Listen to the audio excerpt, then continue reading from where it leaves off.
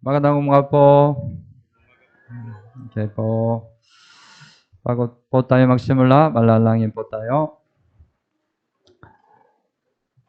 Mahal naming Ama na mahabagin at magpapala, salamat po sa pagligtas amin mula sa kasalanan at pagkawasak.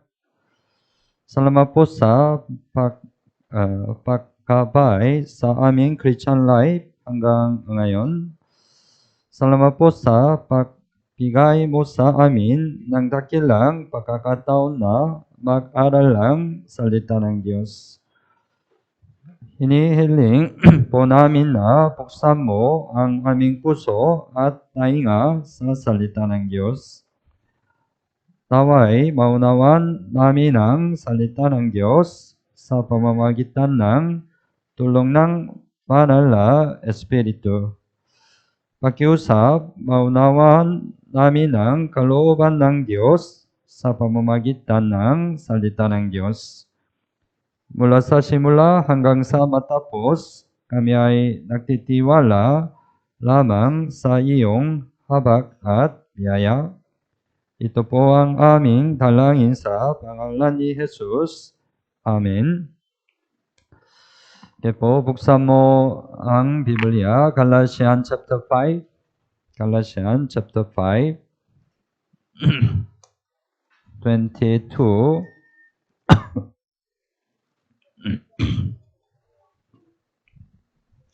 Galatians chapter 5, 22 and 23.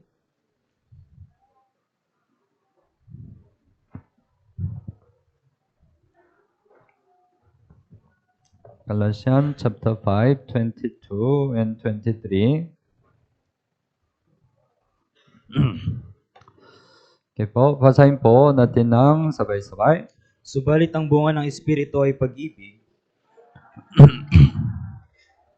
kagandahang loob, kabutihan, katapatan, kaamuan at pagpipigil sa sarili. Laban sa mga ito ay walang kautusan. Yeah, you know, right? This year we set the new slogan. Nalalaman niyo po na sa taong ito ay nagtakda tayo ng bagong slogan. Ano po? Yeah. Fruitful life. The fruitful life. Yeah. So we have to bear much fruit this year. Kaya sa taong ito kailangan na magbunga tayo ng marami. Anong uri ng bunga? Kailangan mabunga. Una, ano po? Bunga ng evangelism. Bunga ng evangelism. Yeah, so, last week we learned, right? Bunga ng evangelism. Nakaraang linggo pinag-aralan po natin yung bunga ng evangelism. Yeah. So we learn, right? We are the harvester labor. Nalaman po natin na tayo po ay mga manggagawa. Yeah. There are many fruit we have to harvest. Napakaraming bunga na kailangan nating anihin. Yes, especially we are living at the end of age, right? Lalong tayo ay nabubuhay sa katapusan ng panahon. We don't have much time to do this harvest for the lost soul. Wala na po tayong sapat na oras para gawin yung pag-aani para sa mga ligaw na So we have to do our best in this harvest, saving the lost soul.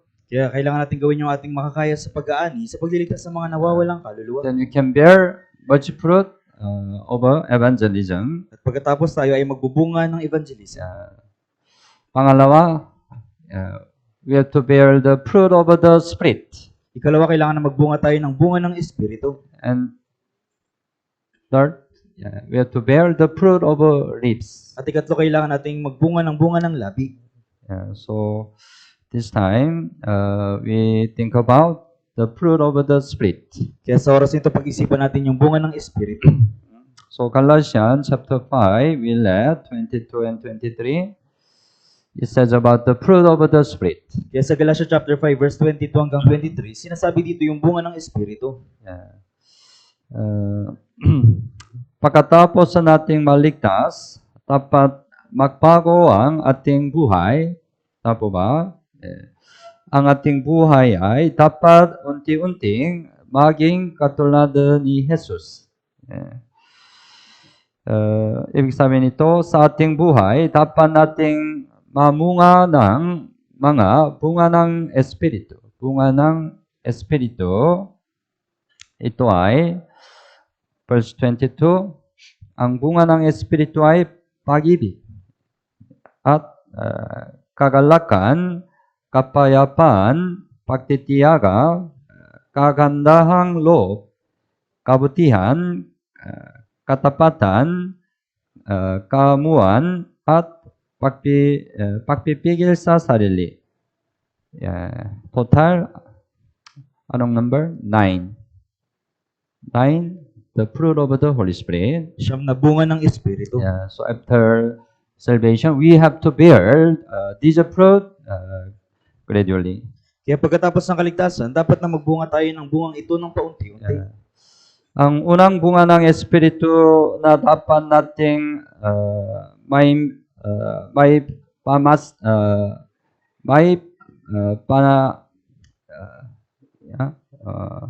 may pamalas pagkatapos ng kaligtasan ay ang pag-ibig. Pag-ibig. Pag-ibig.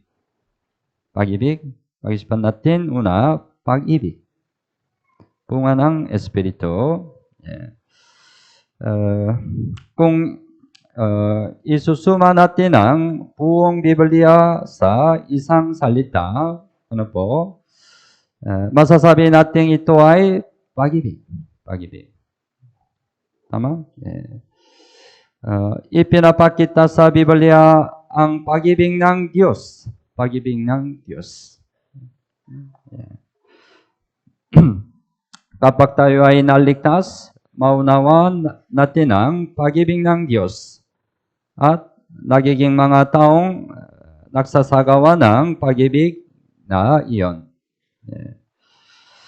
Kaya napakahalaga na mamunga tayo ng pag-ibig. Napakahalaga. Upang mamunga ng pag-ibig, kailangan nating gawin ang lahat ng bagay ng may pag-ibig. Lahat ng bagay ng may pag-ibig. Buksan mo ang Biblia, unang Korinto 16, verse 14.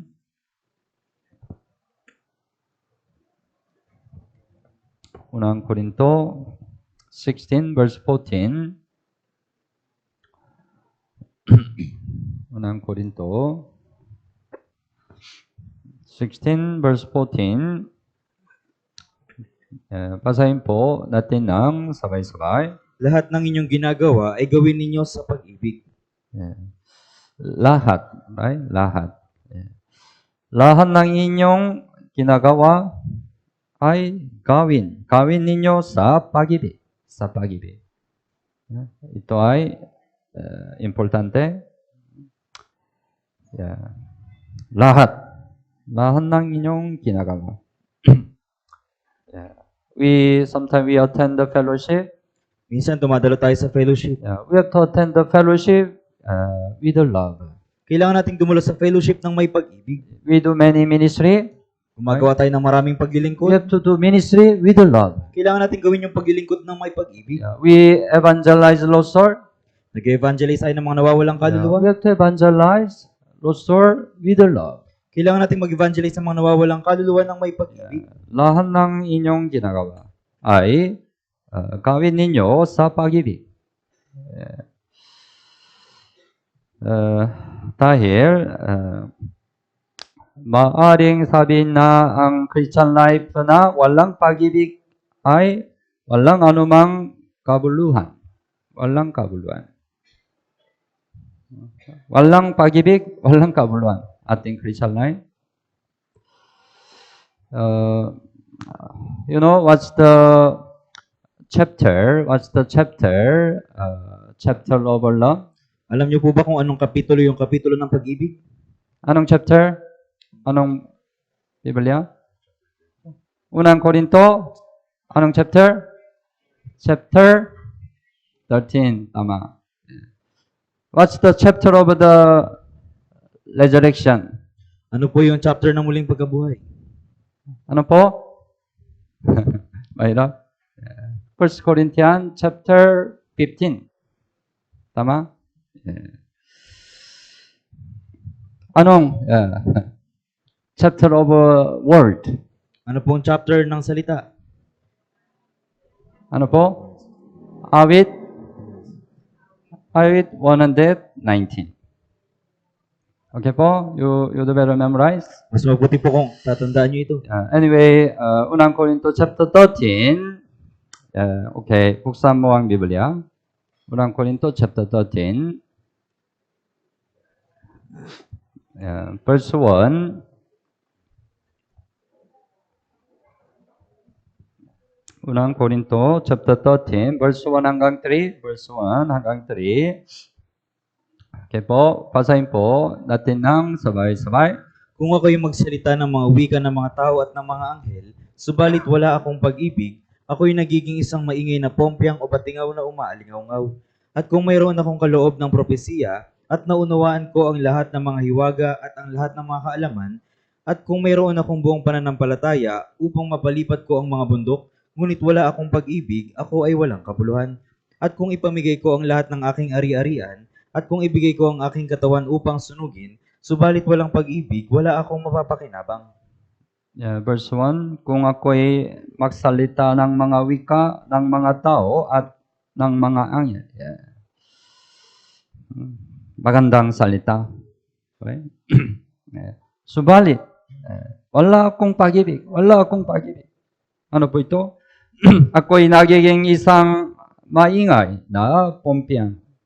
Maingay na pompyang. Just noise, right? Noise lang. Maingay lang po. Hindi maganda sa harapan ng Diyos. Verse 2, at kung mayroon akong kaloob ng propesya at naunawaan ko ang lahat ng mga hiwaga at ang lahat ng mga kaalaman, at kung mayroon akong buong pananampalataya upang mapalipat ko ang mga bundok. It's amazing, right? Ito po ay kamangha-mangha, di ba? You can have a lot of knowledge of the Bible. Maaari kang magkaroon ng maraming kaalaman sa Biblia. You have also great faith. Magkakaroon ka rin ng malaking pananampalataya.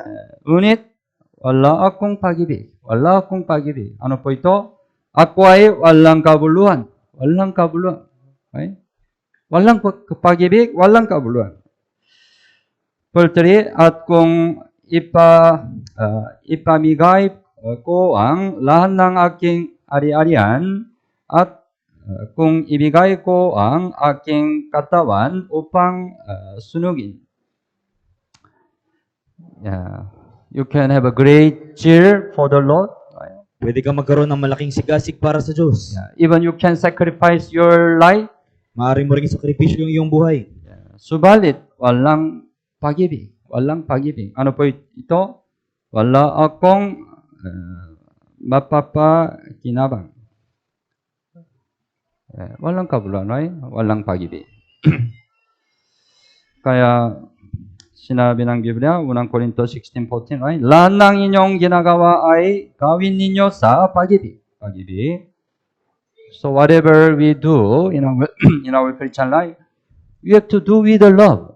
Kaya ano man gawin natin sa ating buhay Kristiyano, dapat na gawin natin ito ng may pag-ibig. So before you do something, check yourself whether you do it with the love. Kaya bago mo gawin yung isang bagay, suriin mo yung sarili mo kung gagawin mo ba ito ng may pag-ibig.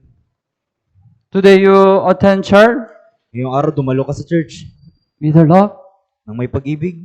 with the love, or just it's a pattern. Sunday morning pattern. I attend the church O nagiging pattern mo na lang na tuwing linggo ng umaga, dumadalo ka sa church without love. nang walang pag-ibig. Walang kabuluhan sa harapan ng Diyos. At ang pag-ibig ay hindi nawawala, kundi nananatili magpakailanman. Unang Korinto chapter 13, verse 8.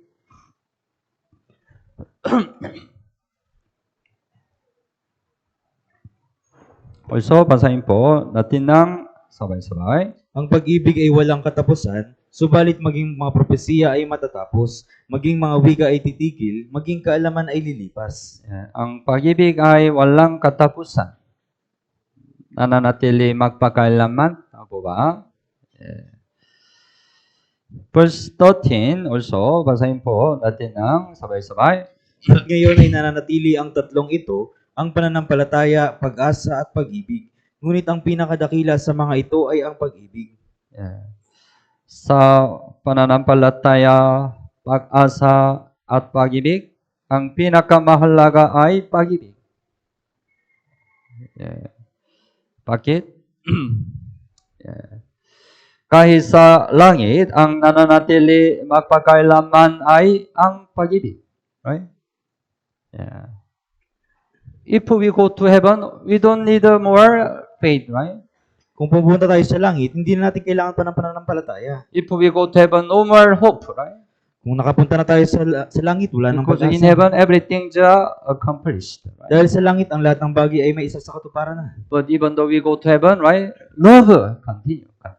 Pero kapag pumunta tayo sa langit, yung pag-ibig ay magpapatuloy. We continue love the Lord. Patuloy nating iibigin ang Panginoon. We continue love the brothers and sisters. Patuloy nating iibigin ang mga brothers at sisters. Tayo ay naligtas sa pamamagitan ng pag-ibig ng Panginoon at matapos tayong maligtas ay patuloy tayong namumuhay sa kanyang pag-ibig. So, the love is really important in our Christian life. Kaya yung pag-ibig ay talagang napakahalaga sa ating buhay Kristiyano. That's why after salvation, at first we have to bear the fruit of the Spirit, love. Kaya pagkatapos ng kaligtasan, una kailangan nating magbunga ng bunga ng Espiritu, ang pag-ibig. Anong uri ng bunga ng pag-ibig ang dapat nating mamunga? Una, dapat tayong maging taong pinakamahal ang Panginoon. Pinakamahal ang Panginoon. Ito ay una, dapat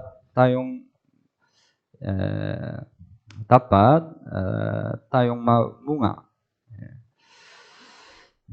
Ito ang maaaring ituring na unang bunga ng pag-ibig na dapat nating mamunga.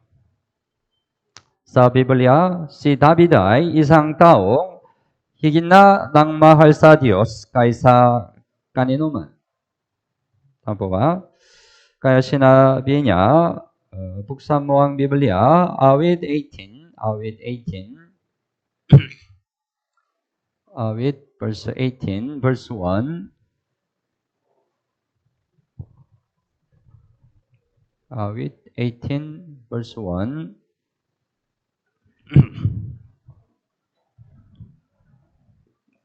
Okay po, basahin po natin ng sabay-sabay. Iniibig kita, O Panginoon, aking kalakasan. Iniibig kita, O Panginoon, aking kalakasan. Iniibig kita, O Panginoon. How about you? You also confess like David? Paano po kayo? Nagpapahayag din po ba kayo ng gaya ni David? We also have to confess love like David always. Kailangan din nating ipakita yung ating pag-ibig ng tulad ng kay David. Inibig kita, O Panginoon. Ang taong naligtas ay siyang tunay na nang mamahal sa Panginoon. Ang pag-ibig sa Panginoon ang patayan kung ang isang tao ay tunay na naligtas. Kaya sinabi ng Biblia, unang Korinto chapter 16, buksan mo ang Biblia, unang Korinto 16, 22. Unang Korinto 16, 22. Okay po, basahin po natin ng sabay-sabay. Kung ang sino man ay hindi umiibig sa Panginoon, ay sumpain siya. Maranatha. Kung ang sino man ay hindi umibig sa Panginoon, ay Sumpahin siya. Sumpahin siya. Yeah, it's a very terrible word, right? Ito po ay kakilakilabot na salita. Sumpahin siya. Anong ibig sabihin? Ang hindi pag-ibig sa Panginoon ay tanda ng kawalan ng kaligtasan. Kaya nauwi ito sa sumpa. Yeah. But we got the salvation. That's why we have a love for the Lord, right? Pero tayo ay nagkaroon ng kaligtasan kaya meron tayong pag-ibig para sa Panginoon. Ang hindi pagmamahal sa Panginoon ay nangahulugan hindi pa kailanman tumanggap ng banal na espiritu. Banal na espiritu. Buksan mo ang Biblia, Roman chapter 5. Roman chapter 5. Verse 5. Roman chapter 5, verse 5.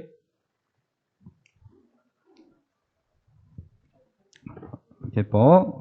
Basahin po natin ng sabay-sabay.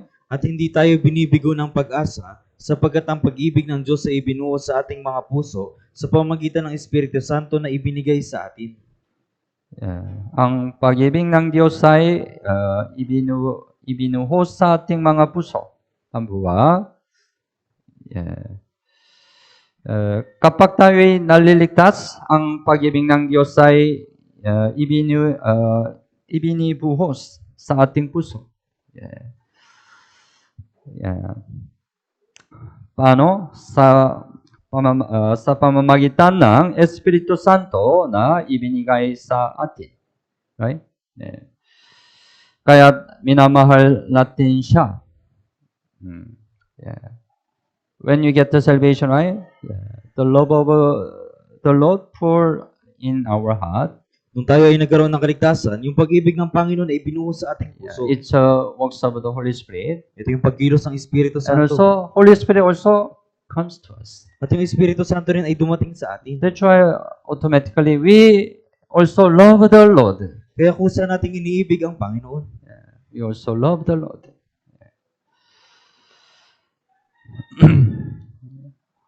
Gaano dapat kamahal natin ang Panginoon? Gaano? Mateo, buksan mo ang Biblia.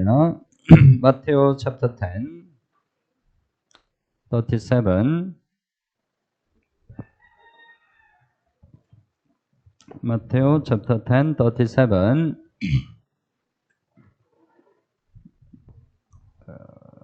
Okay po. Basahin po natin ng sabay-sabay. Ang umiibig sa ama o sa ina ng higit kay sa akin ay hindi karapat-dapat sa akin. At ang umiibig sa anak na lalaki o anak na babae ng higit kay sa akin ay hindi karapat-dapat sa akin. Sinabi ni Jesus, ang umibig sa ama o sa ina ng higit kay sa akin ay hindi karapat-dapat sa akin. At ang umibig sa anak na lalaki o anak na babae ng higit kay sa akin ay hindi karapat-dapat sa akin. Right? Some people say, I love the Lord. Yung ibang tao sinasabi, iniibig ko ang Panginoon. But for me, I love my children Pero para sa akin, more than the Lord. iniibig ko yung mga anak ko ng higit kay sa Panginoon. Is it right? Tama po ba yun? How about you?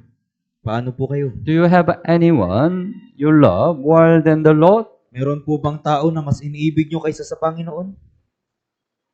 If you say like that, you need to check your faith again. Kung nasasabi nyo po iyon, kailangan mo ulit suriin ang iyong pananampalataya. If we are really saved, right?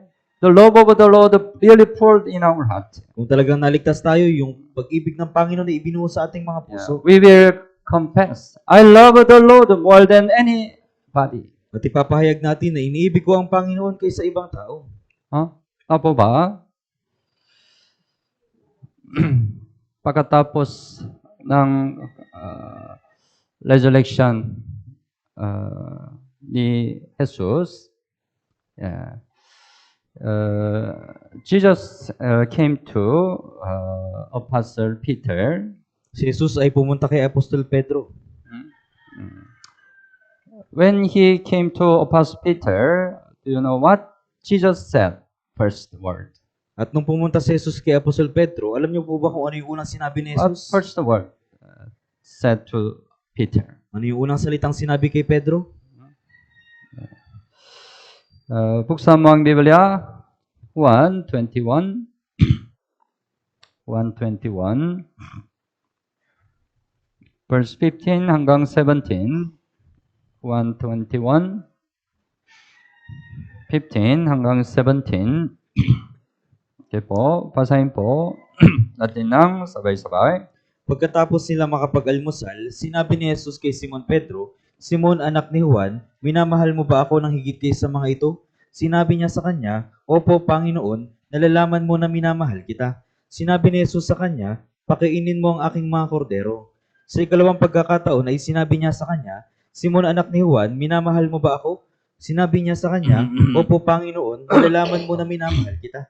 Sinabi niya sa kanya, Alagaan mo ang aking mga tupa.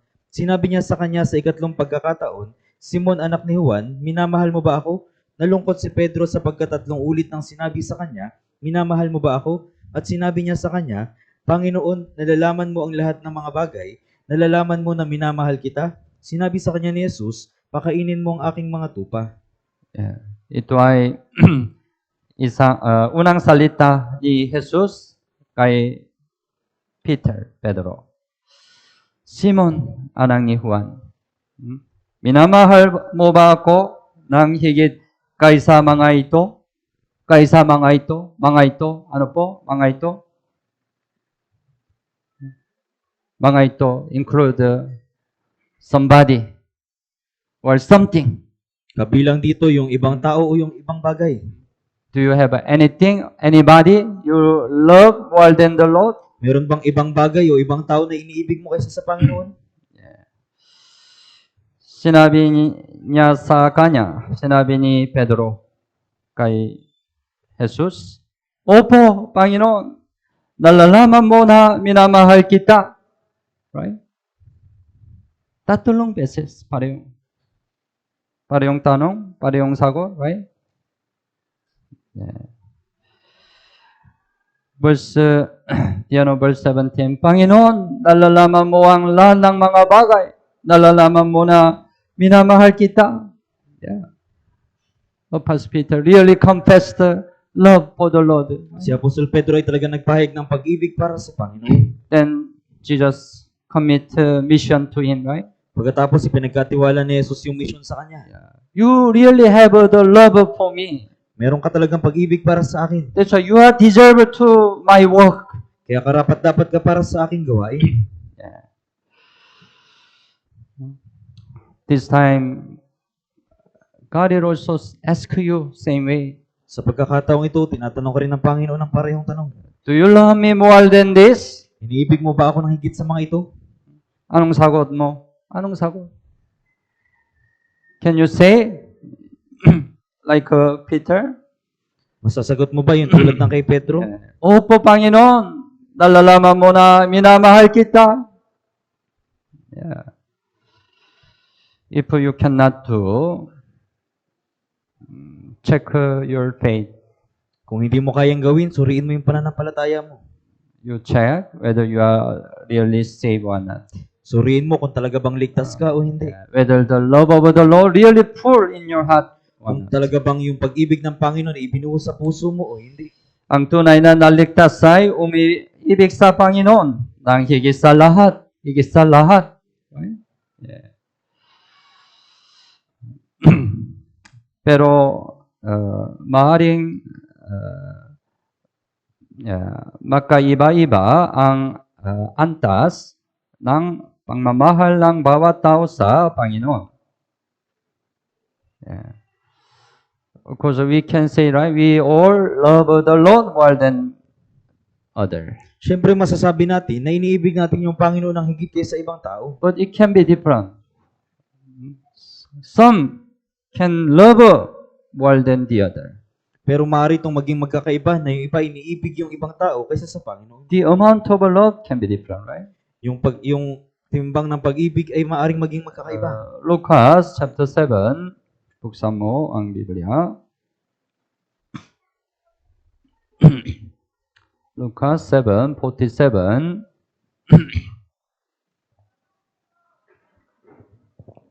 Lucas 7:47. Okay po.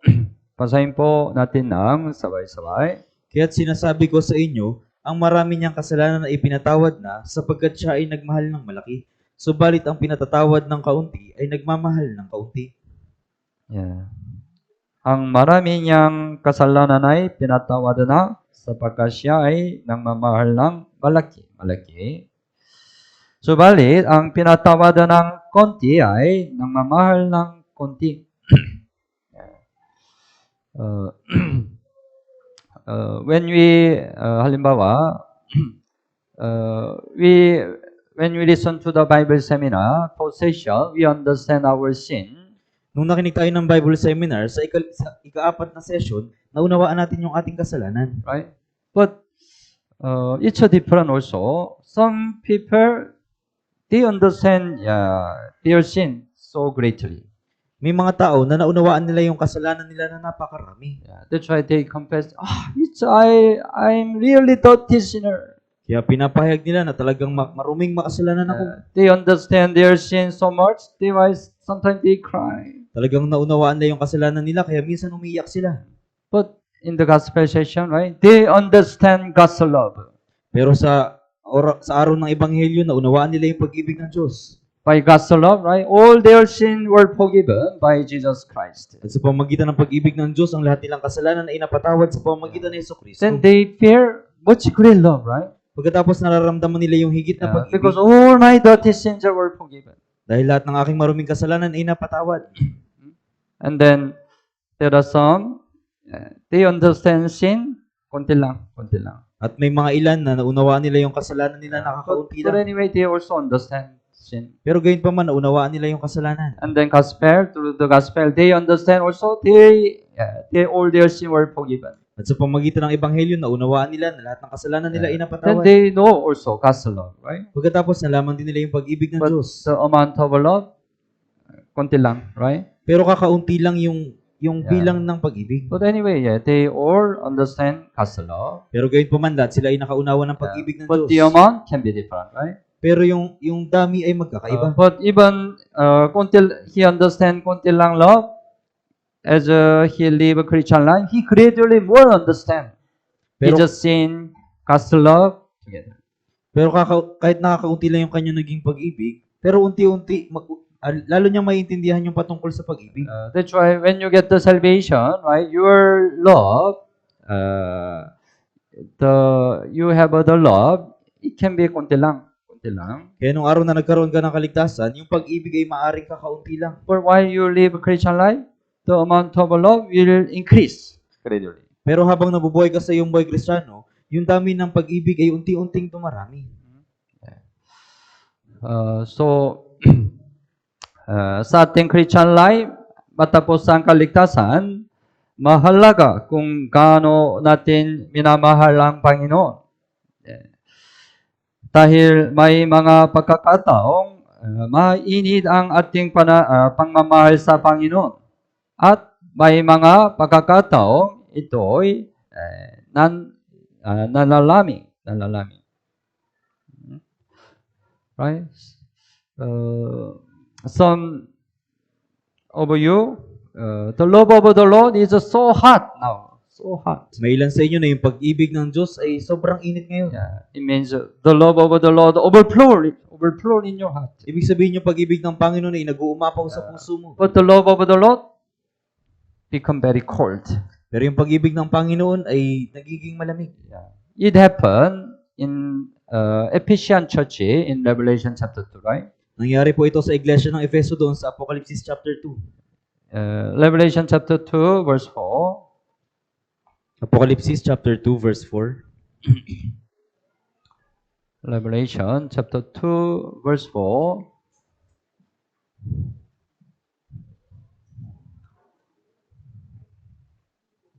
Kung walang chair, meron pa sa harap. Sa harap. Okay po, chapter 2 verse 4. Basahin po natin ng sabay-sabay. Ngunit ito ang hindi ko gusto laban sa iyo, iniwan mo ang iyong unang pag-ibig. Ephesian church also, they had a great zeal for the Lord. Yung iglesia ng Efeso, sila rin ay malaking sigasig para sa They Panginoon. did many works for the Lord. Gumawa sila ng maraming gawa para sa Panginoon. Our Lord praised what they did. At pinuri ng Panginoon yung kanilang ginawa. But they had a critical thing. One thing, Pero may isang critical na bagay. that is, ngunit ito ang hindi ko gusto laban sa iyo. Laban sa iyo. It means, God considers it's a very critical thing. Ibig sabihin, tinuring ito ng Diyos na napakamapanganib na bagay. Ano po ito? Iniwan mo ang iyong unang pag-ibig. Unang pag-ibig. Right? Yeah. Maging malamig. Malamig ng pag-ibig. Right? Yeah. So, paano po kayo? Malamig o mainit? Pag-ibig ng Panginoon. Malamig o mainit? Kailangan mainit. Mainit. Right? Mainit. Lagi. Mainit. Kailangan mainit. Yeah. Paano natin malalaman kung tunay na nating iniibig ang Panginoon? Yeah. May mga katangian ng taong umiibig sa Panginoon. Pag-isipan natin. Also, you check yourself. Suriin nyo rin po yung sarili nyo. Whether you really love the Lord or not. Kung talaga bang iniibig mo ang Panginoon o hindi. How much you really love the Lord. Gaano mo iniibig ang Panginoon? Una, ang taong umiibig sa Panginoon ay umiibig din sa kanyang salita. Kanyang salita. Because our Lord revealed Himself through His word, right? Dahil yung Panginoon natin, ipinakilala niya yung kanyang sarili sa pamagitan ng salita. Yeah. Kaya, ang taong umibig sa Panginoon ay umibig din sa kanyang salita. Buksan mo ang Biblia, awit 119. Awit 119. 97.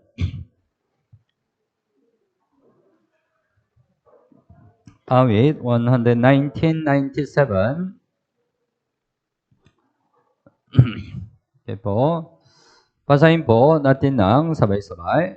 O mahal na mahal ko ang iyong kautusan, ito'y siya kong binubulay-bulay sa buong araw.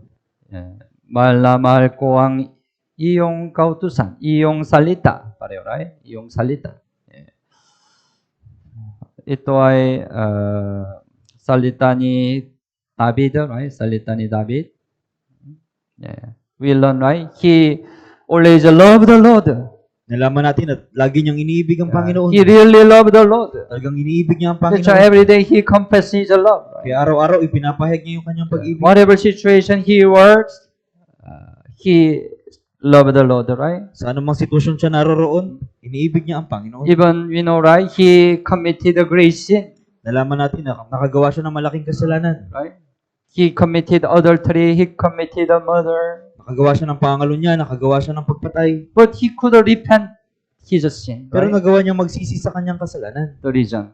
Yung dahilan, Because he really loved the Lord, right? dahil talagang iniibig niya ang Panginoon. That's why he also really loved his word. Kaya iniibig niya rin yung kanyang salita. Mahal na mahal ko ang iyong kautusan. Ito'y siya kung binubulay-bulay sa buong araw. Right? If you love the word, you will also meditate the word araw-araw. Right? Kung iniibig mo rin ang salita, ito rin na ipagbubulay-bulay mo sa buong araw. Ang taong umiibig sa salita ng Diyos ay mahilig magbasa at makinig ng kanyang salita. Do you read the Bible araw-araw? Binabasa mo ba yung Biblia araw-araw? If you love the word, you will read. You want to read.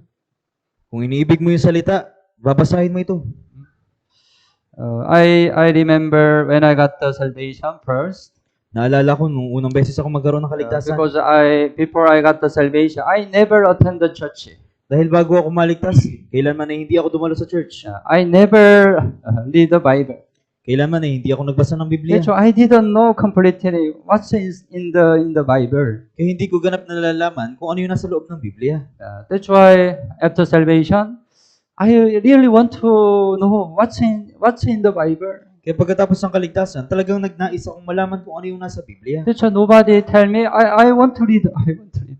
Kaya walang sino may nagsabi sa akin, pero gusto kong And basahin whenever yung Biblia. I read, I'm surprised.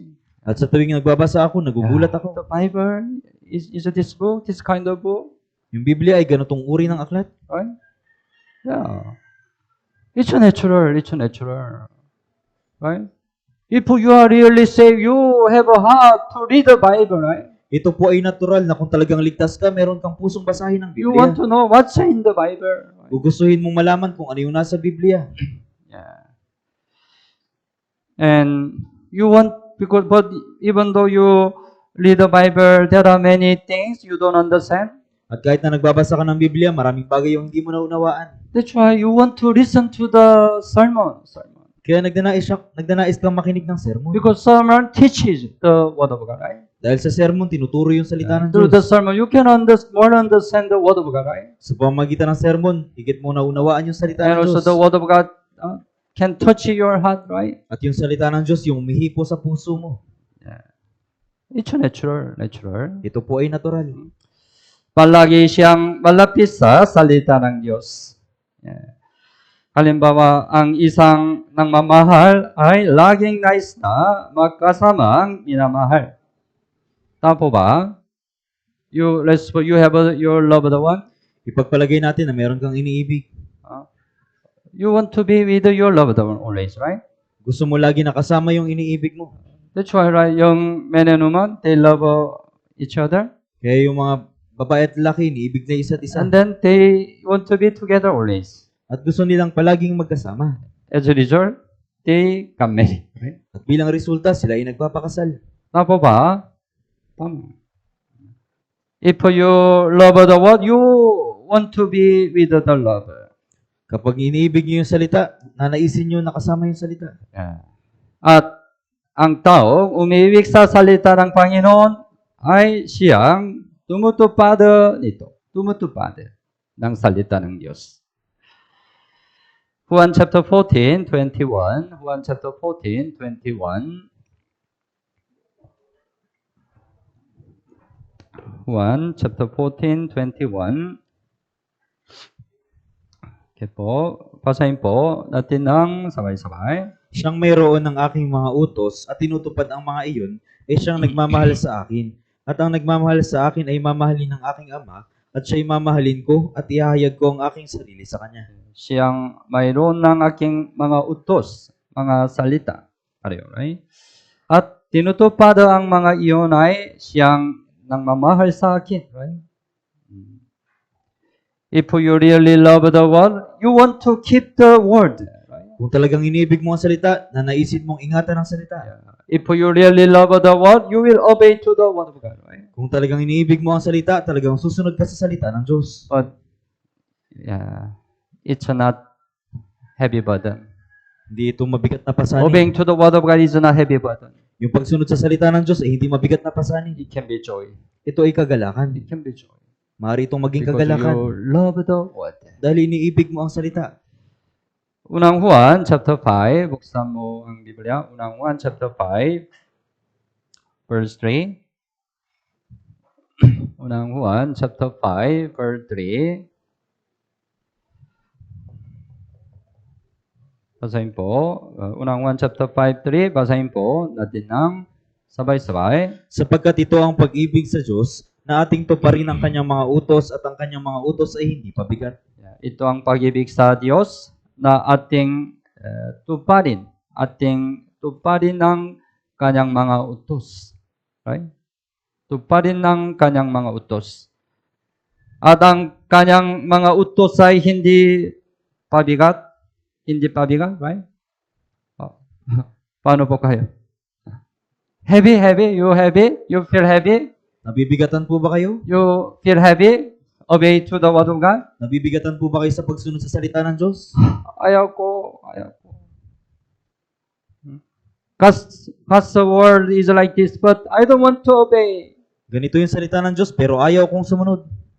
Ha? Kaya ito? Mabigat? It testifies you don't really love the word, right? Ito yung nagpapatotoo na hindi mo talaga iniibig ang salita. It means you don't really love the Lord. Ibig sabihin, hindi mo talaga iniibig ang Panginoon. May halimbawa, there was one older man. He was 80 years old. Merong isang matandang lalaki, siya ay 80 taon. But he became alone for a long time ago. Pero sa matagal na panahon, siya ay nag-iisa. But he fall into love with the other older woman. Pero siya ay nahulog sa pag-ibig sa isang matandang babae. That's why he want to get married again with the older woman. At ninais niyang ikasal doon sa matandang babae. But the older woman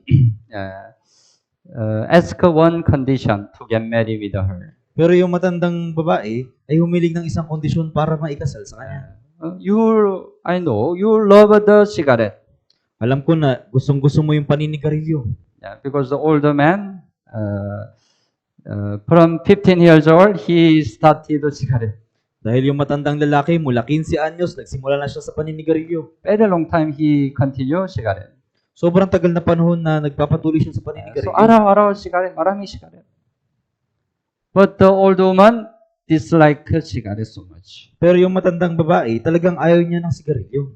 The condition you get married with me, you stop cigarette. Yung kondisyon para maikasal ka sa akin, tumigil ka sa paninigarilyo. Older man,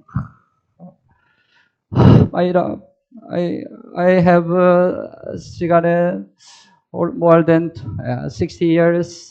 Naninigarilyo na ako sa loob ng mahigit 60 How taon. can I stop? Paano ako titigil? But love.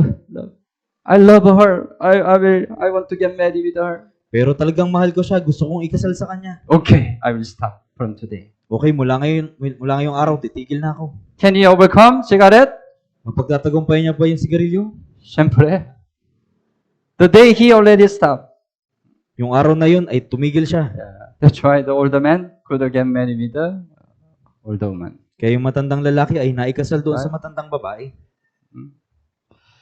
If we really love the Lord, right? We want to obey to His word, right? Kung talagang iniibig natin ang Panginoon, gugustuhin natin sumunod sa kanyang salita. Even though my physical body doesn't want, we try to obey, right? Kahit na ayaw ng aking katawan, pero susubukan natin sumunod. This morning, maybe your flesh doesn't want to come to church. Ngayong araw, marahil yung katawan nyo ayaw pumunta sa church. Ngayong araw, pagod na. Hindi magandang feeling. But you have a love of the Lord. Pero meron kang pag-ibig ng Panginoon. Right? Because of the love of the Lord, you come today, right? At dahil sa pag-ibig ng Panginoon, pumunta ka ngayong araw. I can overcome my flesh desire. Kaya kong daigin yung pagnanasa ng laman. At upang masunod ang salita ng Panginoon, hindi siya nakikipa kompromiso sa anumang kasamaan. Unang buksan mo ang Biblia, Unang Korinto chapter 13. Unang Korinto chapter 13, verse 6. Unang Korinto chapter 13, verse 6. Okay po. Basahin po natin ng sabay-sabay. Hindi ito natutuwa sa masamang gawa, kundi natutuwa sa katotohanan. As we learn, right, Unang Korinto chapter 13 says about love. Gaya po ng ating nalaman, yung Unang Korinto chapter 13, sinasabi yung tungkol sa pag-ibig. Ano ang pag-ibig? Ano ang pag-ibig? Verse 6. Hindi ito natutuwa sa masamang gawa, kundi natutuwa sa katotohanan. Yeah. Marami ang mga bagay na hindi matuwid sa mundong ito. Opo ba? Ngunit kailangan nating manindigan sa katotohanan. Dahil wala silang pag-ibig sa salita ng Diyos, madali silang makipagkompromiso sa mga bagay na hindi matuwid at namumuhay ayon sa sariling kapakinabangan at kaginhawahan. Tama ba? The people in this world, they compromise with this world. Yung mga tao sa sanlibutan ito ay nakikisama sa sanlibutan. Yeah. Ang mga tao sa mundong ito ay lumalakad sa maluwang na daan. Maluwang na daan. Ngunit tayo ay dapat lumakad sa makitid na daan. Makitid na daan. Right? Yeah. Narrow way, not easy to walk. Hindi madaling lumakad doon sa makipot na daan. But as a saved Christian, we have to walk in narrow way. Pero bilang ligtas na Kristiyano, kailangan nating lumakad doon sa makipot na daan. We cannot compromise with a lie. Hindi tayo maaaring makipagkaibigan sa We kasinungalingan. have to continue walk in the truth Kailangan nating patuloy na lumakad sa katotohanan because we love the Lord. dahil iniibig natin ang Panginoon. Pangalawa, ang nangmamahal sa Panginoon ay nangmamahal din sa kanyang iglesyang katawan. Kanyang iglesia. Katawan. Dahil minahal ng Panginoon ang kanyang iglesia hanggang sa ibinigay niya ang kanyang sariling buhay para dito. Tama po ba? Buksan mo ang Biblia, Efeso chapter 5, Efeso chapter 5, verse 25. Efeso chapter 5, 25. Chapter 5, 25. Basahin po natin ng sabay-sabay. Mga asawang lalaki, mahalin ninyo ang inyong mga asawa, gaya ni Kristo na nagmahal sa iglesia, at ibinigay ang kanyang sarili alang-alang sa kanya. Mga asawang lalaki, mahalin ninyo ang inyong mga asawa. Right? Bakit? Kaya ni Kristo na nang mahal sa iglesia hanggang saan? At ibinigay ang kanyang sarili alang-alang sa kanya. Right? Ibinigay ang kanyang sarili. He sacrificed himself. Right? Isinakripisyo niya yung kanyang sarili Because he loved the church. dahil iniibig niya ang church. Yeah, tama. Tayo rin ay nangmamahal sa iglesia kaya ng Panginoon. Right? Yeah. So if we really love the Lord, right? We also really love the church. Kaya kung talagang iniibig natin ang Panginoon, iibigin din natin ang church. Because church is a body of Christ. Dahil ang church ay katawan ni Kristo. Right? Buksan mo ang Biblia, awit 26. Awit 26. Awit 26, verse 8. Awit 26, verse 8. Okay po. 26, verse 8. Basahin po natin ang sabay-sabay. O Panginoon, mahal ko ang bahay na iyong tinatahanan at ang dakong tinatahanan ng iyong kaluwalhatian. Yeah. Mahal ko ang bahay na iyong tinatahanan. Yeah. Ang bahay na iyong tinatahanan, ano po ito? Iglesia sa ating panahon. Yeah. At ang dakong inatahanan ng inyong kaluwalhatian, ito din ay iglesia ngayong araw. Right? Sa pamamagitan ng iglesia, tayo ay naligtas at nagkaroon ng pagkakataong mamuhay sa pananampalataya. Right? Yeah. If not the church, how we could be saved? Kung hindi sa church, paano tayo maliligtas? If not the church, how could we live a Christian life? Kung wala ang church, paano tayo mabubuhay sa ating buhay Kristiyano? Yeah. Kaya ang nangmamahal sa iglesia ay nangmamalasakit para sa iglesia. Ikalawang Korinto 11, Ikalawang Korinto chapter 11, 28. Ikalawang Korinto 11, 28. Okay po, 28. Basahin po natin ng sabay-sabay. Bukod sa mga bagay na nasa labas, ako'y araw-araw na nabibigatan sa alalahanin para sa mga iglesia. Sinabi ni Apostle Paul, bukod sa mga bagay na nasa labas, ako'y araw-araw na nabibigatan sa alalahanin para sa mga iglesia. Para sa mga iglesia, right? Yeah. We can know how much Apostle Paul loved the church. Nalalaman natin kung gaano iniibig ni Apostol Pablo ang church. If we look at chapter 11, 23 hanggang 7, we can know how much Apostle Paul suffered affliction for the gospel.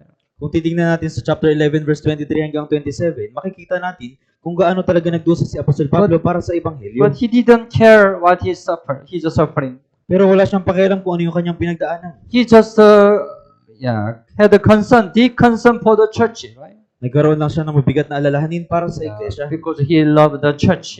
Dahil iniibig niya ang iglesia. Because he loved the Lord. Right? Dahil iniibig niya ang Panginoon. Gaano ka nag-alala para sa iglesia? Gaano ka? If a church has some concern problem, we need to have a concern for it, right? Kung yung church ay mayroong mga alalahanin at problema, kailangan din natin magkaroon ng alalahanin. If a church has the Bible seminar, you have to have a concern for it, right? Kung yung iglesia ay mayroong Bible seminar, kailangan na magkaroon ka ng alalahanin para dito. This month, we have a Cell Group 1 Bible Seminar, 19. Ngayong buwan po, sa 19, ay meron tayong Cell Group 1 Bible Seminar. Oh, I'm not Cell Group 1. Ay, hindi ako Cell Group 1. It's their trabaho. Gawain nila yun. Kaya ito? Yeah. Even it's a Cell Group 1 Bible Seminar, it's our church Bible Seminar, right? Kahit na ito po ay Cell Group 1 Bible Seminar, ito pa rin po ay Bible Seminar ng We ating have a church. same mind, same heart. Kailangan na magkaroon tayo ng isang kaisipan at puso. Ang nangmamahal sa iglesia ay nanalangin para sa iglesia, right? So pray for the Bible Seminar together. Kaya sama-samang manalangin para sa Bible Seminar. So, and also if you are available, you also participate in the works of God. At kung kabilang ka, makibahagi ka rin sa gawain ng Panginoon. Ang nangmamahal sa iglesia ay nagpapagal at nagsasakripisyo para sa iglesia. Right? Colossians chapter 1. Colossians. Chapter 1, 24. Colossians chapter 1, verse 24. Chapter 1, 24. Okay po.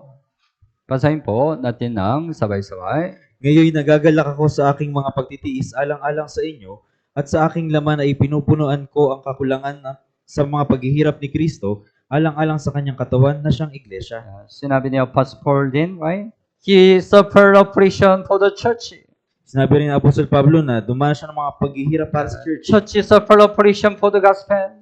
Yung church ay nagdurusan ng kahirapan para sa ebanghelyo. Our church also suffered affliction for the gospel. Pati yung church natin nagdurusan ng kahirapan para sa ebanghelyo. You also participate in this suffering, right? Kayo rin ay kabahagi ng pagdurusang ito. Yeah. If you really love a church, you will participate in the works of a church. Kung talagang iniibig mo ang iglesia, makikibahagi ka sa gawain ng iglesia. You can also do many labor and sacrifice for the church. Magagawa mo rin yung maraming mga gawain at sakripisyo para sa church. So, loving the church testify, you love the Lord. Kaya yung pag-ibig sa iglesia ay nagpapatunay na iniibig mo ang Panginoon. At ang nangmamahal sa Panginoon ay nangmamahal din sa mga nangmamahal sa Panginoon. Naintindihan niyo po? Yeah. Ang nangmamahal sa Panginoon ay nangmamahal din sa mga nangmamahal sa Panginoon. Sino ang mga nagmamahal sa Panginoon? Tayo. Tama? Tama po ba? Tao na naligtas? Tama? Yeah, tama. Buksan mo ang Biblia, unang Juan chapter 4. Unang Juan chapter 4. 20 and 21. Unang Juan chapter 4, 20 and 21. Okay po, chapter 4, 20 and 21. Basahin po natin ng sabay-sabay. Kung sinasabi ng sino man, iniibig ko ang Diyos at napopuot sa kanyang kapatid, siya ay sinungaling. Sapagkat ang hindi umiibig sa kanyang kapatid na kanyang nakikita, ay hindi maaaring umibig sa Diyos na hindi niya nakikita. At ang utos na ito na mula sa kanya ay nasa atin, na ang umiibig sa Diyos ay dapat ding umibig sa kanyang kapatid. Verse 20, kung sinasabi ng sinuman, iniibig ko ang Diyos. Anybody can say, right? I love the Lord. Kahit sino pwedeng sabihin, iniibig ko ang Diyos. Iniibig ko ang Diyos. At napupos sa kanyang kapatid. Napupos sa kanyang kapatid. Siya ay sinungaling. Sinungaling. It means it's not true love for the Lord, right? Ibig sabihin, hindi ito tunay na pag-ibig sa Panginoon. Bakit? Sapagkat ang hindi umiibig sa kanyang kapatid na kanyang nakikita ay hindi maaaring umibig sa Diyos na hindi niya nakita. Naintindihan niyo po? Yeah. Kaya 21, ang umibig sa Diyos ay dapat ding umibig sa kanyang kapatid. Yeah. It's really important.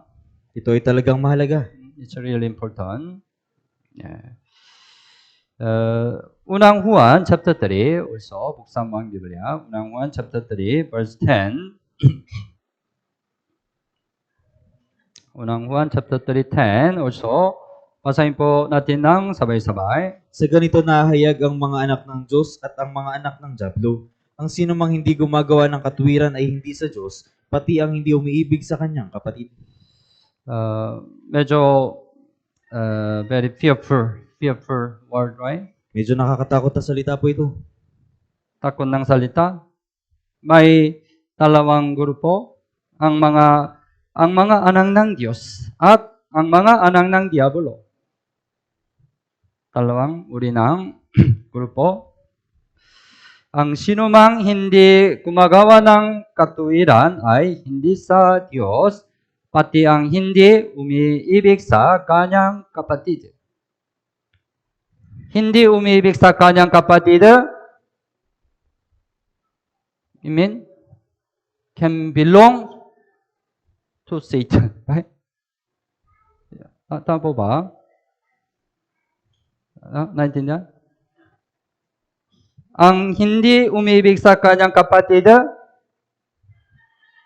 can belong to Satan's side, not God's side. Ay kabilang sa panig ng Diablo.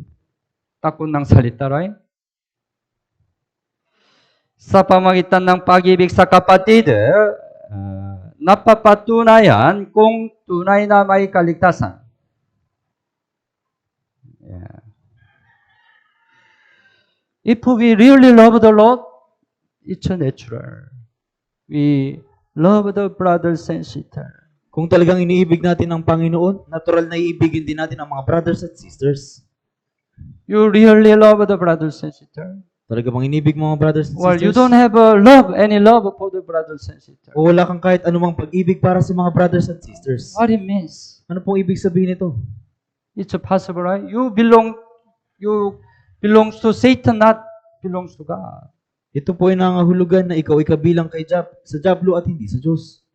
Apo ba? Sinabi ng Biblia. Or, it's possible. You are really saved. O posible na ikaw ay talagang ligtas. And minsan, you also love the brothers and sisters. At minsan, iniibig mo yung brothers at sisters. But minsan, you don't love the brothers and sisters. Pero minsan, hindi mo iniibig ang mga brothers at sisters. Even you hate brothers and sisters. Minsan, napopuot ka pa sa mga brothers at sisters. In that moment, you also belong to Satan. Sa ganung pagkakataon, ikaw rin ay nabibilang kay Satanas. Amen? You are you are deceiving by Satan at that moment. Ibig sabihin sa pagkakataong yun ay nadadaya ka ni Satanas. Naintindihan niyo po? So, you need to check, dalawang bagay. Kaya dapat nasuriin natin yung You dalawang don't have bagay. any love for the brothers and sisters. Wala kang anumang pag-ibig para sa mga brothers at Then it's sisters. possible you belong to Satan. You are not truly saved. Kung gayon, ikaw ay kabilang sa dyablo at hindi ka talaga ligtas. Second, minsan you love the brothers and sisters. Kung minsan, iniibig mo yung mga brothers at sisters. Minsan you hate the brothers and sisters. Pero minsan, napopuot ka sa mga brothers at But sisters. at the moment you hate some brothers and sisters, you belong to Satan. At sa pagkakataong napopuot ka sa mga brothers at sisters, ikaw ay kabilang It kay means you are Satanas. deceiving by Satan. Ibig sabihin, dinadaya ka ni Satanas. Naintindihan niyo po? You check yourself. Suriin niyo po yung sarili niyo. Sa pamagitan ng pag-ibig sa kapatid, nakikita kung nalilinlang ng kaaway o hindi. At kapag isinasagawa natin ang pag-iibigan sa isa't isa, nakikita ng iba na tayo ay tunay na mga alagad ni Jesus. Okay po? Buksan mo ang Biblia, Juan chapter 13. Buksan mo ang Biblia, Juan chapter 13. 34 hanggang 35. Unang Juan chapter 13, 34 and 35. Okay po, basahin po natin ng sabay-sabay. Isang bagong utos ang sa inyo ibinibigay ko na kayo'y magmahalan sa isa't isa. Kung paanong minahal ko kayo, magmahalan din kayo sa isa't isa. Sa pamamagitan nito ay makikilala ng lahat ng mga tao na kayo'y aking mga alagad kung kayo'y may pag-ibig sa isa't isa. Kayo'y magmamahalan sa isa't isa. Yeah, you know, this New Year, yung slogan of Philippine Life World Mission. Alam niyo po ba yung slogan ng Philippine Life Word Mission sa taong ito? We learned last New Year retreat, right? Pinag-aralan natin nung nakaraang New Year retreat. Ano po? Love one another. Tama. Love one another. We have to practice love one another. Kailangan nating sanayin yung magmahalan sa isa't isa. Yeah. 35, sa pamagitan nito ay nakikilala ng lahat ng mga tao na kayo ay aking mga alagad. Kung kayo'y may pag-ibig sa isa't isa. What it means? Anong ibig sabihin ito? Yeah. When we love one another, the people in this world also look at us. Kapag inibig natin ang isa't isa, yung mga tao sa mundong ito ay titingin sa atin. Halimbawa, today, meron newcomer, you invitee. Halimbawa, sa araw na ito, merong mga bagong naimbitahan. When they come to church, what they look at? Pag pumunta sila sa church, ano yung titingnan nila? Siyempre, they look at church building. Oh, magandang church building. Siyempre, makikita nila yung church building, maganda yung church But building. they look at brothers and sisters. Pero titingnan nila yung mga brothers at sisters. And they look at carefully whether there is a love. At pagmamasdan nilang mabuti kung meron bang pag-ibig. They feel whether brothers and sisters, they love one another. Maramdaman nila kung yung mga brothers at sisters ba ay minamahal yung isa't isa. Yeah. When we love one another, we feel happy, right? Kapag iniibig natin yung isa't isa, nararamdaman natin yung saya. Tama po ba? Masaya? Masaya? That's why it reveal through our faith. Masaya kaya ito ay nakikita sa ating mukha. Our face. We smile, we happy. Nakangiti tayo, masaya tayo. All the brothers and sisters happy, masaya. Lahat ng mga brothers at sisters ay masaya.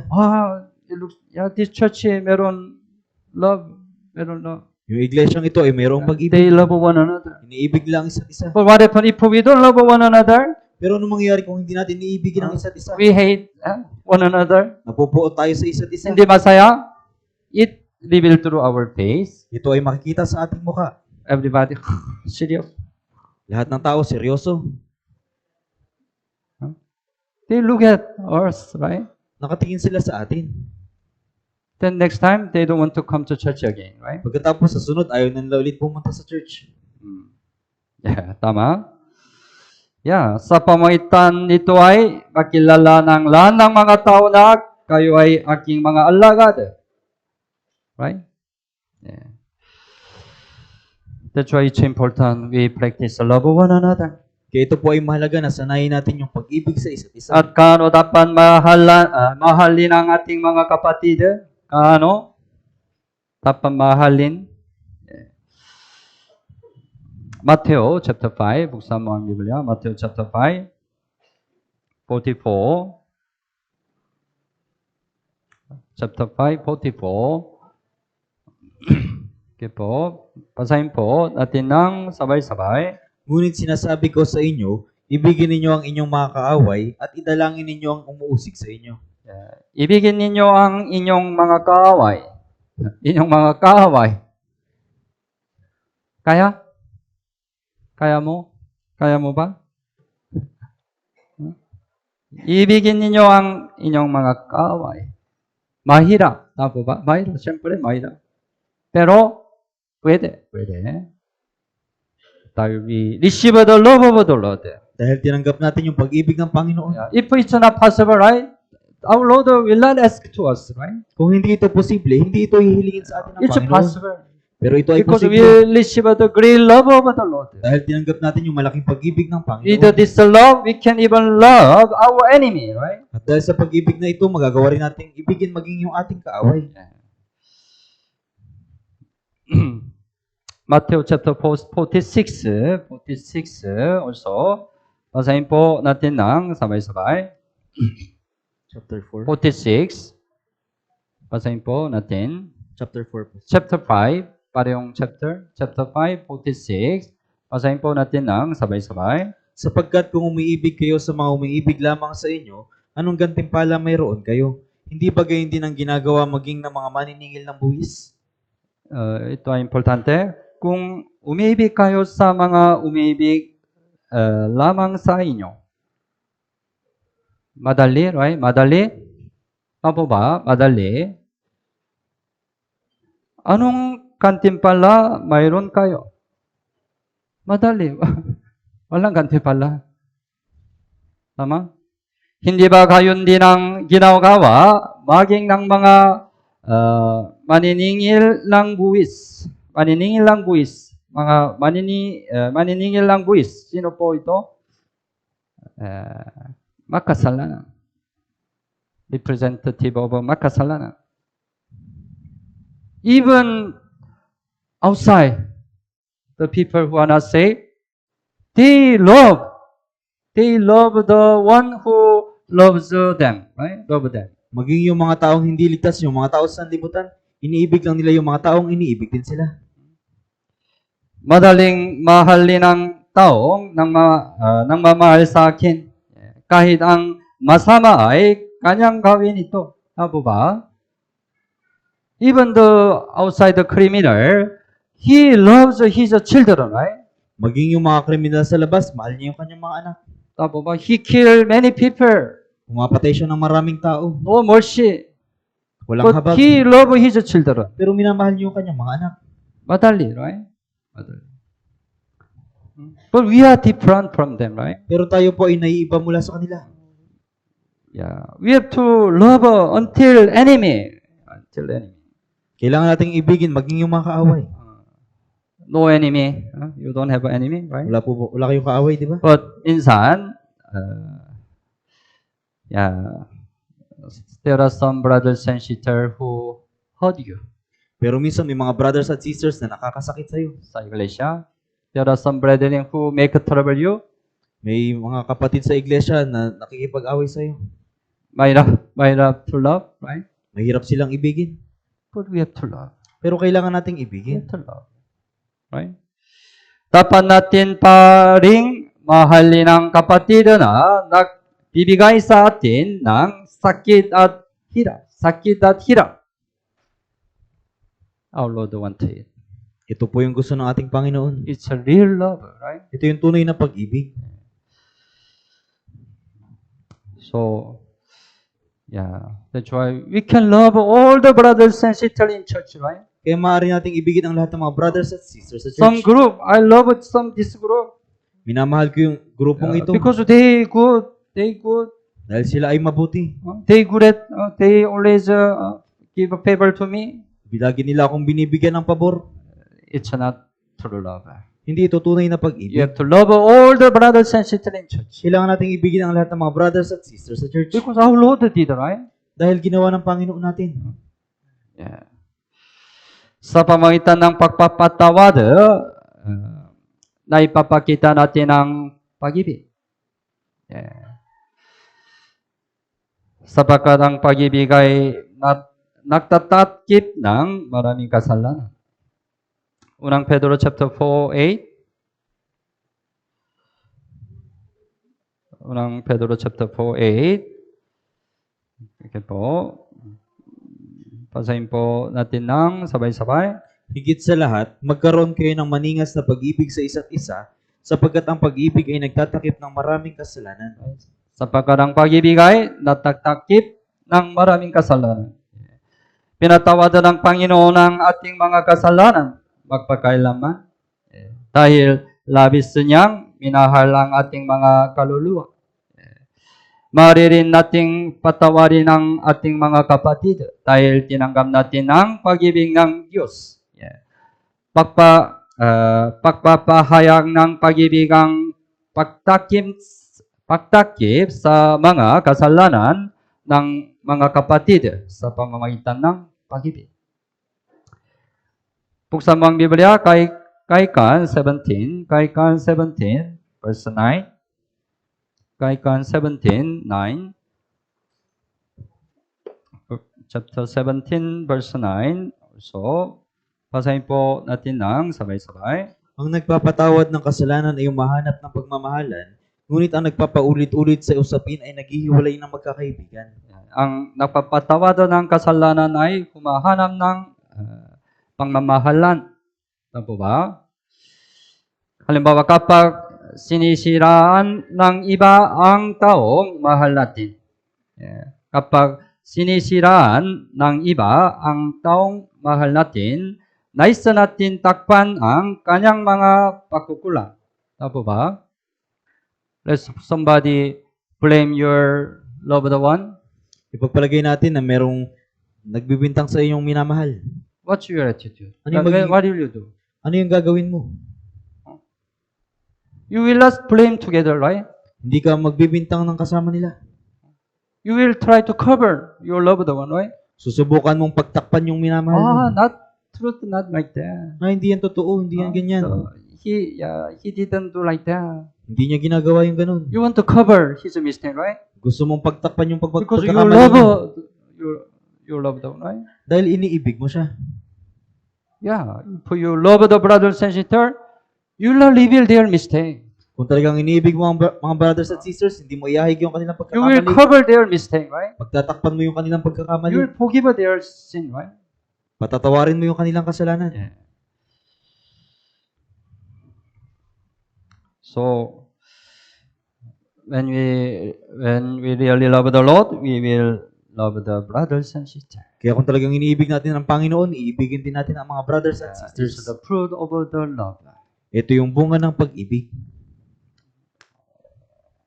The last, we learn konti lang more. Ang nangmamahal sa Panginoon ay nangmamahal din sa mga ligaw na kaluluwa. Ligaw na kaluluwa. Dahil ang Espiritu ng tao ay larawan ng Diyos. Ito ang pinakamahal niya.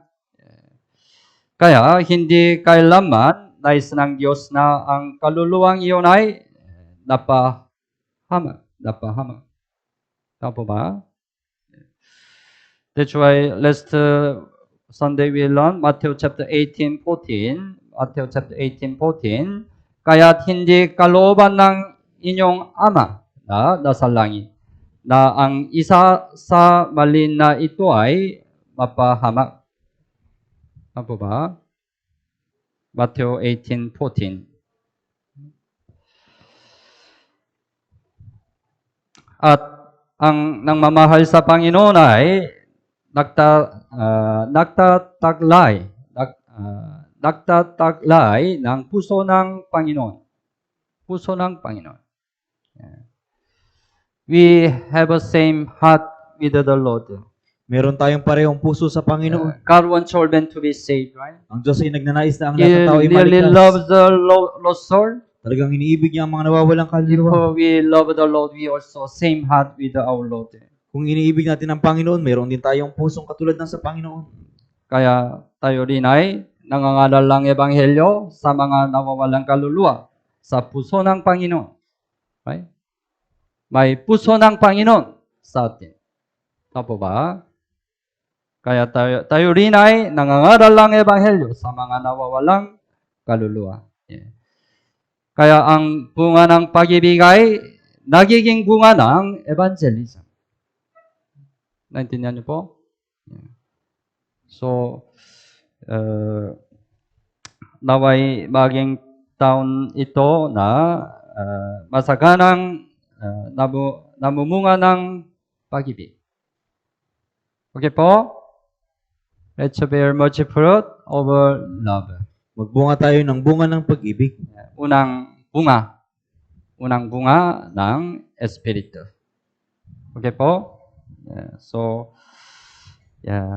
love the Lord. Love the Lord. Una, ibigin ang Panginoon. Yeah. And then, love His word. At ibigin yung kanyang salita. Love His body, church. Ibigin yung kanyang katawan na iglesia. Love the brothers and sisters. Ibigin ang brothers at sisters. Love the lost soul. Ibigin ang mga ligaw na kaluluwa. It's the fruit of love. Ito po yung bunga ng pag-ibig. Okay po?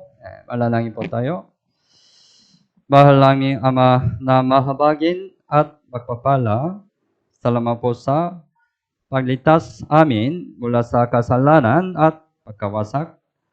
Salamat po sa pagbigay mo sa amin ng dakilang pagkakataon na mag-aral ng salita ng Diyos. Salamat po sa maunawan ang kalooban ng Diyos sa pamamagitan ng salita ng Diyos.